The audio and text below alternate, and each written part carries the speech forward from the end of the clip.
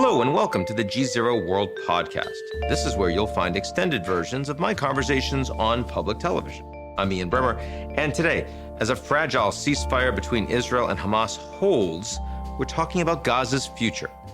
Donald Trump shocked the world by suggesting the United States take over Gaza, turn it into the Riviera of the Middle East, and relocate the Gazans. Was this naive? Was he just trolling? Or, as Israeli Prime Minister Netanyahu hinted, could he be onto something? Here's a more basic question. How should we think about where a people live?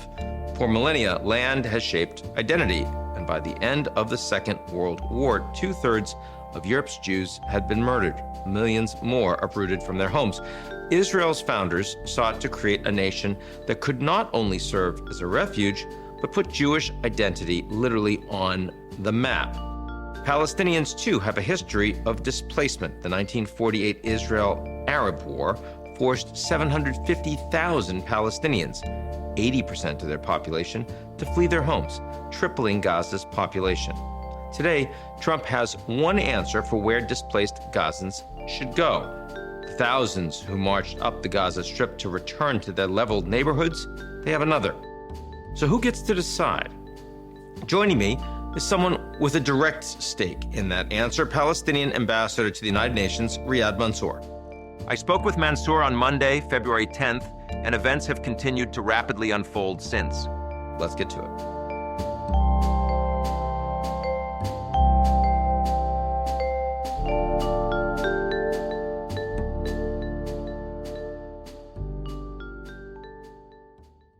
The GZERO World Podcast is brought to you by our lead sponsor, Prologis. Prologis helps businesses across the globe scale their supply chains with an expansive portfolio of logistics real estate and the only end-to-end solutions platform addressing the critical initiatives of global logistics today. Learn more at prologis.com.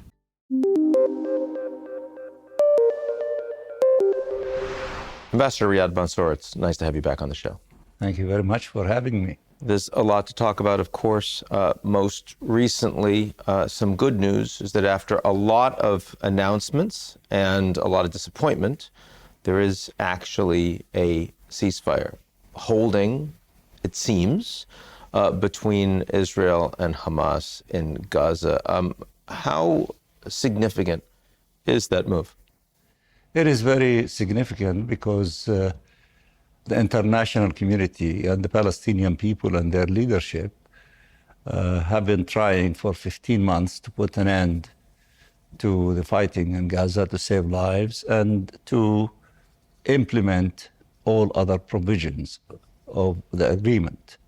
Now, the ceasefire seems fragile, but we need it to be holding and to be permanent and to implement all steps of the 3 stages of the agreement, which was... We're in phase 1 right now. We're in phase 1. And also we need the ceasefire to extend to the West Bank. It doesn't make sense that you want to save lives in Gaza, but kill lives in the West Bank, particularly in the northern part of the West Bank. So we need the ceasefire to cover all the components of the land of the state of Palestine and to be permanent.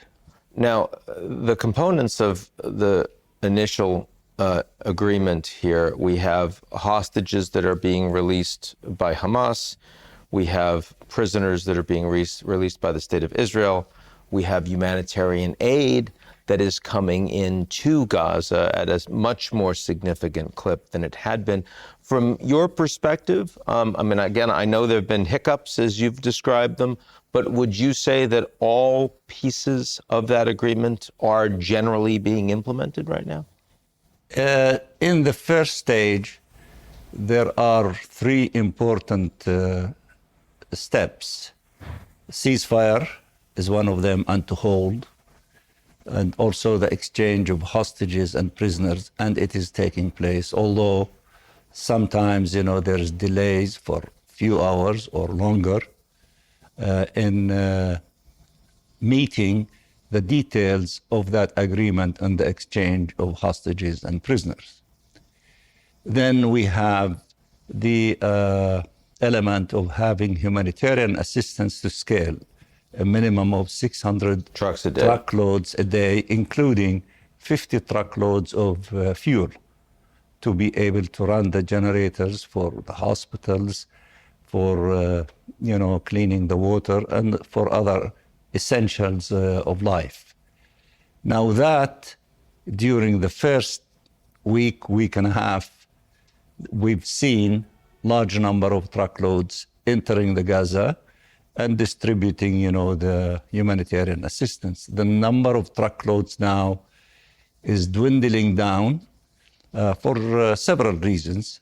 One of the reasons is, in addition to food, you need equipment. You need generators, you need equipment to clean the rubbles. So then the needs would require not just only food and water and medicine, but you need also other elements, including, of course, tents, temporary housing, shelters for people to be able, to sustain protective dwellings, especially because of this the winter weather. Mm-hmm. Then the Israeli forces to start withdrawing from the midsection of Gaza, Wadi Gaza area, closer to the borders between Israel and the Gaza Strip, and to allow civilians to return to the north. And in fact, more than 400, maybe 450,000 walking along the Mediterranean road, they went back to the northern part of Gaza. But for them, they went back to ruins. You need to clean the areas around where they will set up temporary shelters to live, and also to allow them to receive basic humanitarian assistance, so that they can live in these areas while they start the process of maybe fixing the schools where the kids can go back to schools, and fixing the hospitals, and cleaning the roads. There's a lot of things that need to be done. Now, all these things, there were hiccups because the Israelis did not withdraw completely in that corridor. They went few kilometers to the midsection, to Salah ad-Din main road. They were supposed to move further, closer to the borders. My understanding, they just begun to move further east. And they started the discussions. They were supposed to start on day 16, the negotiation on the elements for the implementation of stage 2. There was hiccup there. Prime Minister Netanyahu did not send his team to Doha when he came to Washington, D.C. And then when he returned, he sent the team, maybe of a different kind of team than the previous teams. And they're supposed to start, the discussion on the details of the second stage. Now, the second stage is something that the Trump administration wants to see happen. The international community certainly wants to see it happen.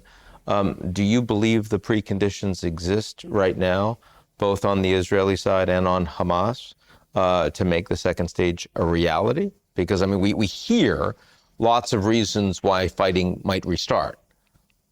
Well, there are elements within the government of Prime Minister Netanyahu. One resigned a minister, Ben-Gvir, because he objected to the agreement. Another one stayed in the agreement, Smotrich, but he put the condition that just after completing the first stage, to go back to fighting. So we don't know how these things will... These are the two far-right members of the coalition. But Smotrich is threatening that he could collapse the government if they don't go back to fighting. So these are elements in the process from the Israeli side, and also that there is this intensification of attacks in the northern part of the West Bank, in Jenin, in the refugee camp, in the city, in Tulkarem, in the refugee camp, in the city, and in other places. And the settlers are also engaged with the attacks against Palestinian farmers and some of the towns that are very close to settlements in the West Bank. So that there is the element of trying to make the situation in the West Bank destabilized and to try to entertain the dreams of the extremists who want to replicate of what they did in Gaza to see it happening in the West Bank. It's your view that Hamas is fully interested in moving into the second phase of implementation of the ceasefire? I think that the Hamas side and the Netanyahu side, although you see difficulties and hiccups, but the regional forces, Qatar, Egypt, and the Arab countries, including the leadership of the state of Palestine, they want the ceasefire to hold, the ceasefire to be permanent, to spread to all parts of the land of the state of Palestine, and they want to see the full implementation of all stages. You add to that, there is a main thrust in the Trump administration. They want to see the ceasefire to hold, and the agreement to be honored. Particularly, they say in the media that they want the release of all of the hostages, which means it has requirements in terms of the details of the agreement. Now, I'm going to ask you about President Trump's most recent statements, but before I do, I want to stick on the ceasefire for a second, because, of course, Biden had been pushing for a ceasefire for quite some time. Did not happen.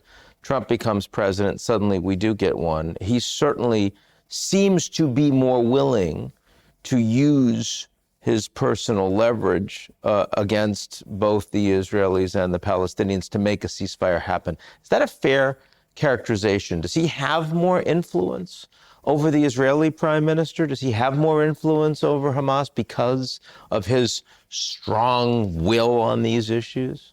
I think that the dynamic is complicated. It's not just only more power or less power. But let me just say, before I add more to this issue, had we had the ceasefire and Resolution 2735, which contains all of the three stages elements, which became the agreement on the 19th of January, a day before the inauguration of President Trump. Had we had it implemented, we would have saved more than 10,000 lives of Palestinians. But be that as it may, we have the ceasefire. Now, the dynamics is that Netanyahu, traditionally from the time of President Barack Obama, was hostile to the Democrats. Yes. He extended this philosophy during the time of President Biden every now and then. Mm-hmm.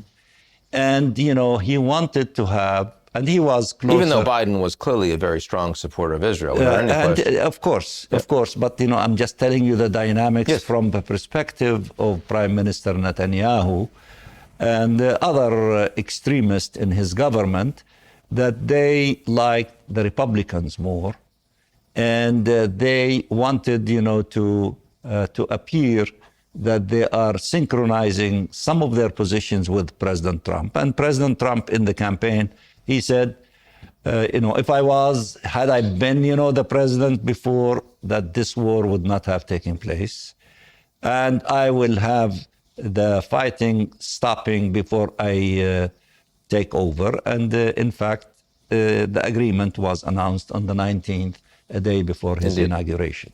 So from the perspective of Netanyahu and the dynamics of the leaders in Israel, that they want to be in good terms with President Trump.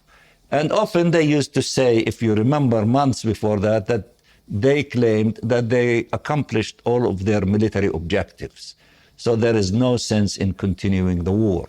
But in the same time, they wanted to show President Trump that he was able to to succeed. To accomplish something, yeah. To accomplish something just before taking over. So let's talk These are all, parts of the dynamics that is unfolding with administration that is taking over in Washington, D.C.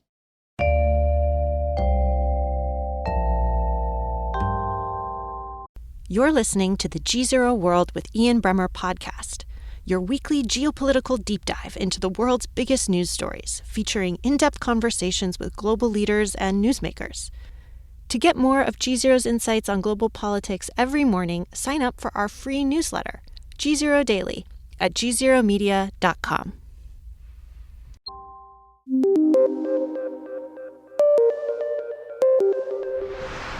So let's talk about the most recent statements where, of course, Prime Minister Netanyahu comes to the United States. He meets with President Trump, and Trump announces that the United States is going to take over Gaza, that the Palestinians need to be resettled, and that this is the only way that you can rebuild this territory.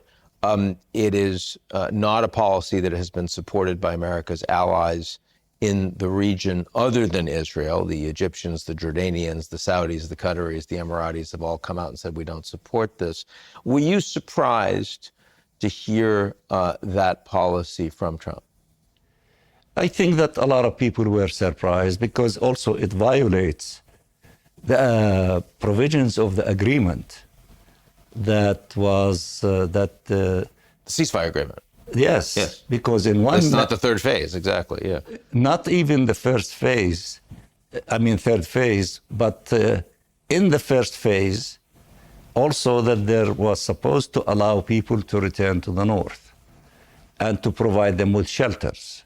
The same language that was used in Resolution 2735. So if you allow them to return and you negotiate the return as part of the agreement, and you pride yourself as being, to take the credit for making that agreement, that provision in that agreement, if you had that position, then, maybe you would have not accepted that the Israelis to withdraw from the midsection of Gaza, Wadi Gaza, to allow the people to return. And in fact, they returned. Trump has said a lot of things, but one of the things he has meant, and he's not always been consistent in the announcements he's made on this, but one thing he has said is that Palestinians won't be forcibly removed, but they should be allowed to leave if they wish. Are you of the view that, Palestinians should be allowed to leave Gaza if they wish? I think that there were two answers to this assertion.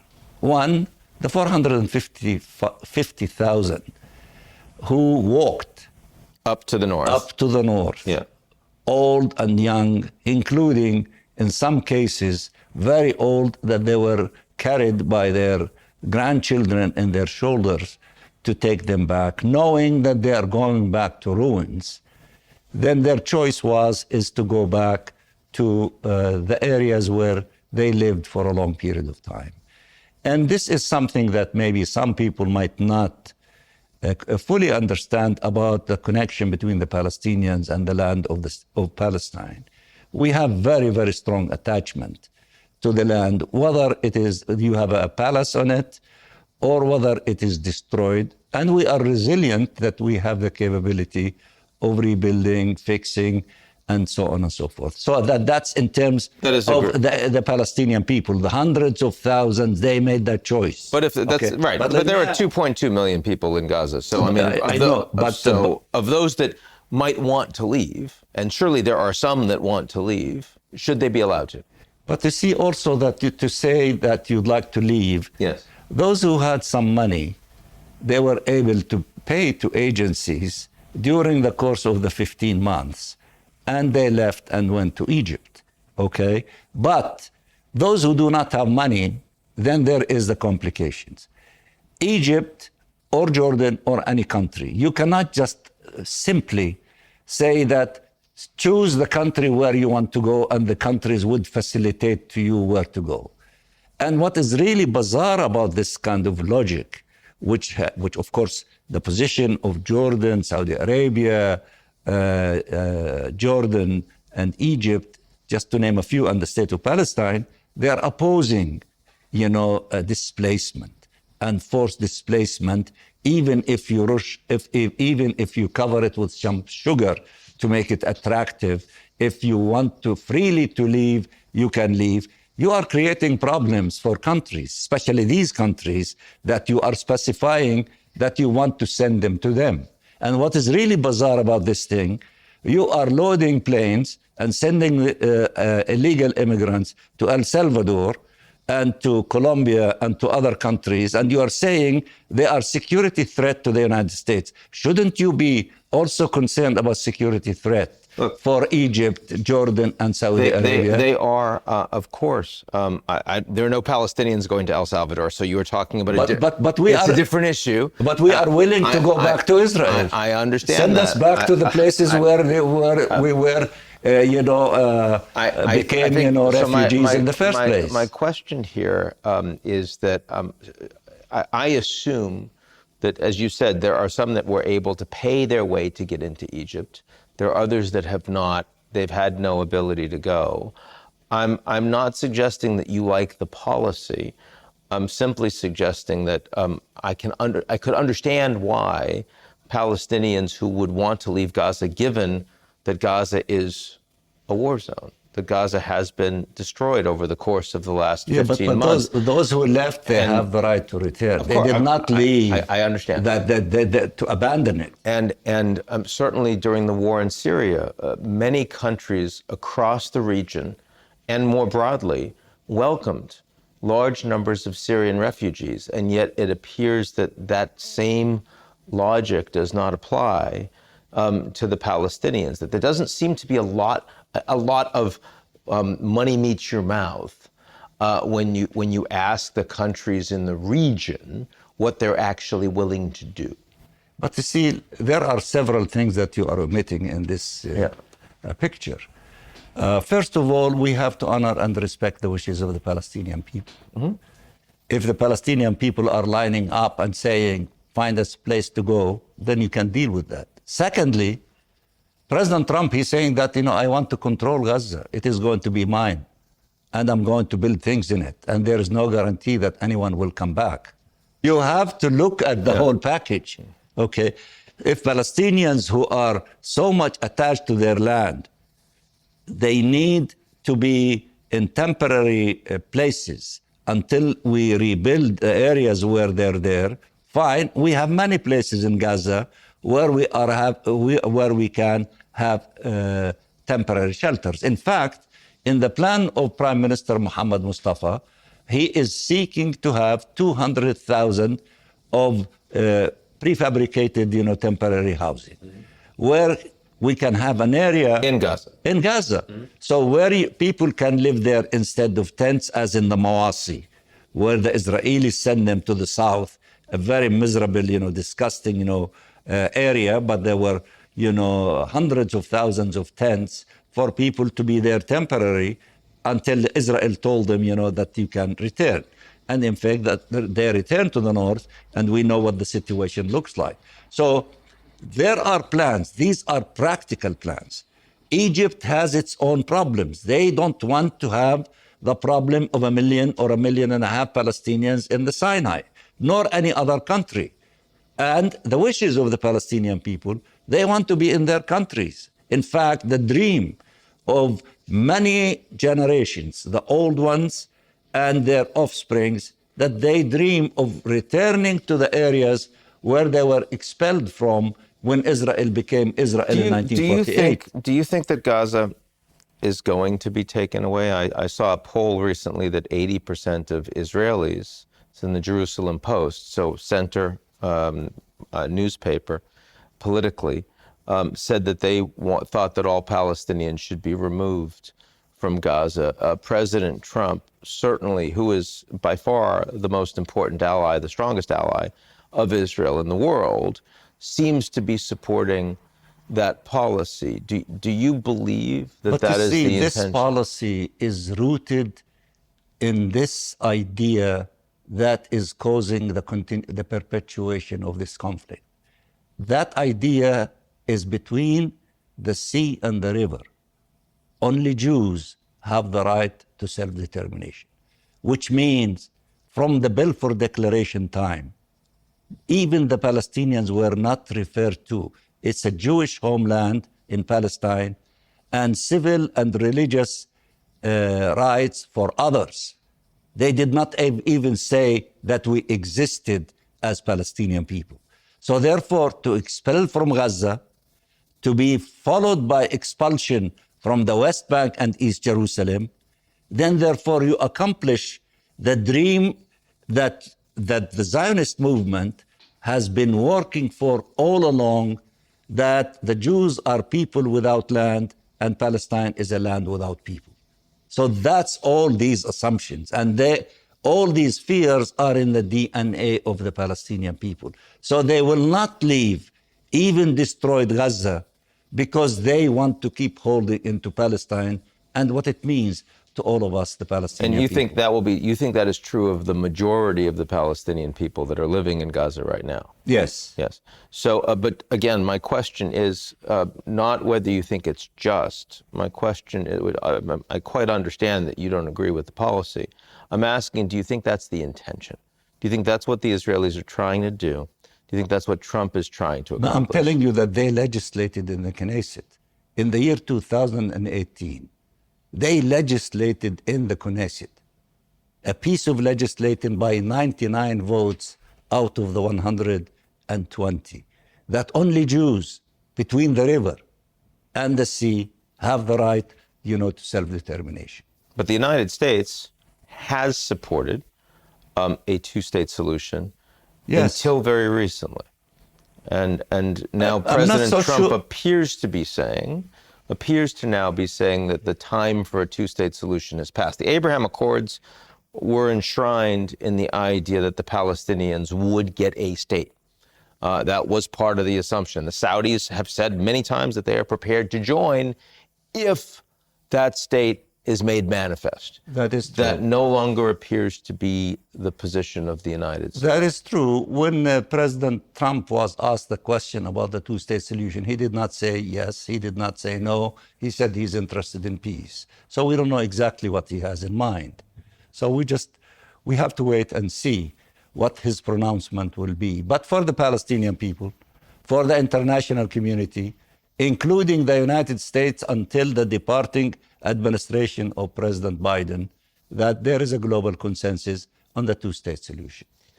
Do you think after more than a year of war now that Palestinians in Gaza are more open to governance and leadership that doesn't include Hamas? These are complicated issues, and I believe that once this ceasefire to hold, once, we start, putting some of the basic elements of life of people in the Gaza Strip to start, building the schools, the hospital, the basic necessities, then, we have to engage in all these issues related to governance and the political future of the horizon that we say, the political horizon, in which this illegal occupation characterized by the International Court of Justice, that it has to end and end in as quickly as possible. The General Assembly said 1 year. Now, if we start moving in a practical way with practical steps to allow this path to be implemented, then the political discussion among the Palestinians will intensify as to their future governance. But now they are very, very busy with the ceasefire to make it permanent, with the provisions of the agreement to stop the aggression against the Palestinians in the West Bank, to quiet the situation in the West Bank, to deal with the complicated issues that we are facing related to the day-to-day life of the Palestinian people in the occupied territory, West Bank, East Jerusalem, as well as in the Gaza Strip, before we start jumping, the gun and dealing with issues that require a lot of time. Do you think that Hamas today has legitimacy in the eyes of the Palestinian people? Well, does Ben Gvir and Smotrich have legitimacy, although they were among with, yes, in yes, the court. among some and not among others. I mean, certainly. No, I mean, you're talking about as war criminals. Yes, Hamas was also dealt with as a war criminal organization. It's all these things, that political groups, whether inside Israel or in our country or in the United States of America, I'm referring to the KKK and others. Those, do exist in these societies, and the societies themselves, then they need to deal with these phenomena and to see how whether they exist in these societies with restrictions or whether they don't. I appreciate. We are like all these other societies. I appreciate your willingness to analogize Hamas with individuals and organizations that are seen as war criminals. I appreciate that. I'm not saying that. I'm just saying that we have the complexity in our situation as in other places, and they are characterized as they are characterized. I am aware of how the U.S. government look at Hamas, and I'm also aware of some European countries, how they look at them. And I'm aware also of how Arab and Muslim countries, that they might disagree with them, but they don't agree with the labeling aspect as in other countries. That's part of the reality. I can understand how people living through a war and living in a war zone are going to have a very different perspective than you and I sitting here comfortably in New York City. That is so. So my question to you, again, you said it's too early because we can't figure out what kind of governance there's going to be because we have to go through this process. I'm asking you about the Palestinians today. And I'm saying, do you believe that the Palestinians today believe that Hamas has political legitimacy? For the Palestinians, that is not the issue that they are occupying themselves with. Maybe that might be the issue for you and other intellectuals and whoever living far away, like in the United States of America. For us, we are fixated in putting an end to this war, to save lives, to put the life of people back together, to stop this fighting in the northern part of the West Bank, to send humanitarian assistance to the people in the Gaza Strip, to provide them with shelters.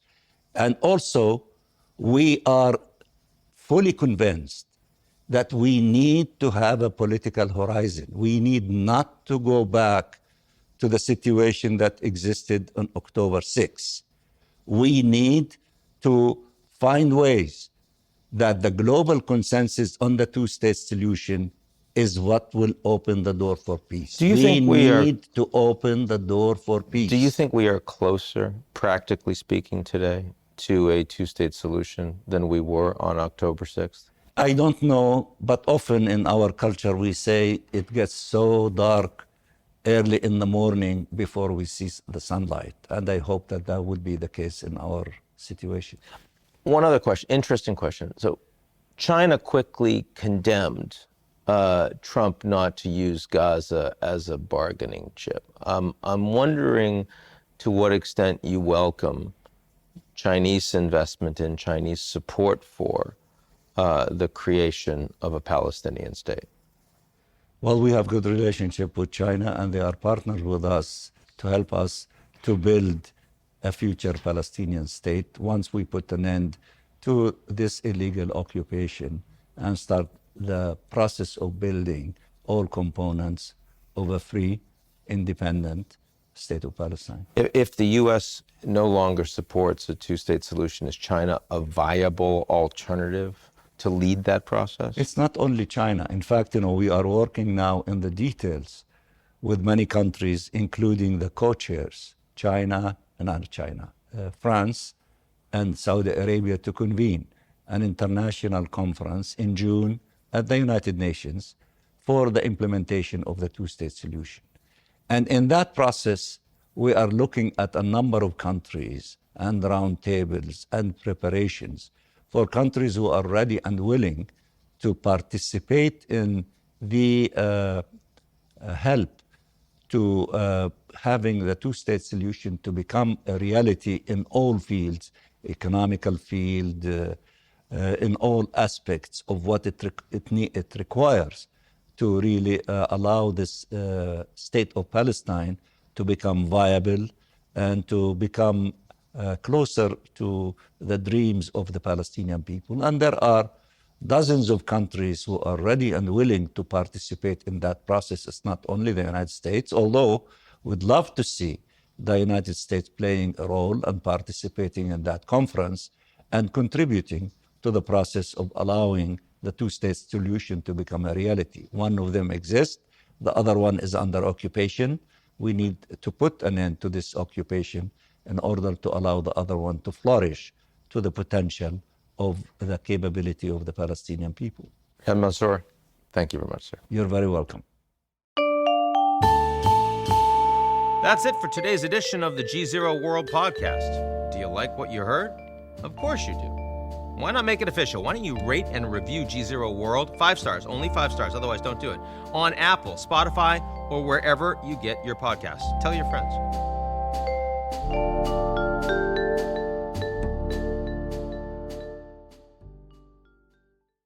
The GZERO World Podcast is brought to you by our lead sponsor, Prologis. Prologis helps businesses across the globe scale their supply chains with an expansive portfolio of logistics real estate and the only end-to-end solutions platform addressing the critical initiatives of global logistics today. Learn more at prologis.com.